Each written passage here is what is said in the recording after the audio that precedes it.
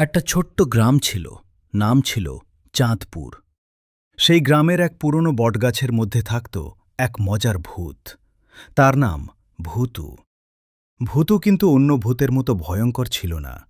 সে মানুষকে ভয় দেখাতে পারত না, বরং নিজেই অন্ধকারে ভয় পেত। একদিন গ্রামের মেলায় সবাই লাড্ডু, জিলাপি আর মিষ্টি খাচ্ছিল। ভূতু গাছের ওপর বসে সব দেখছিল, আর তার খুব লোভ হচ্ছিল। ভূতু বলল, আহা, যদি একটা লাড্ডু পেতাম।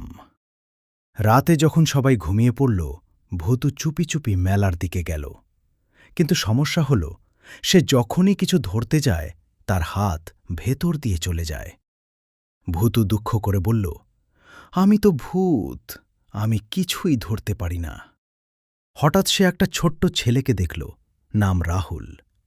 রাহুল রাতে উঠেছিল পানি খেতে। ভূতুকে দেখে সে ভয় পেল না। রাহুল বলল, তুমি কাঁদছ কেন? ভূতু বলল, আমি লাড্ডু খেতে চাই, কিন্তু পারছি না।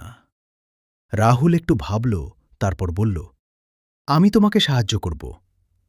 পরের দিন রাহুল একটা ছোট্ট কৌশল বের করল।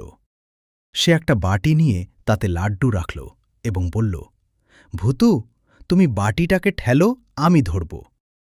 ভূতু চেষ্টা করল, আর অবাক হয়ে দেখল সে আস্তে আস্তে বাটিটা নড়াতে পারছে। ধীরে ধীরে তারা একসাথে কাজ করে লাড্ডুটা রাহুলের হাতে তুলে দিল। রাহুল বলল, এবার আমি তোমাকে খাওয়াবো। ভূতু খুশিতে বলল, ওয়াও, এটা তো খুব মজা। এরপর থেকে ভূতু আর একা ছিল না। রাহুল তার বন্ধু হয়ে গেল। তারা প্রতিদিন নতুন নতুন মজার কাজ করতে, কখনো ঘুড়ি ওড়াত, কখনো লুকোচুরি খেলত। আর গ্রামের সবাই বুঝতেই পারল না, তাদের গ্রামে একটা মজার ভালো ভূত আছে।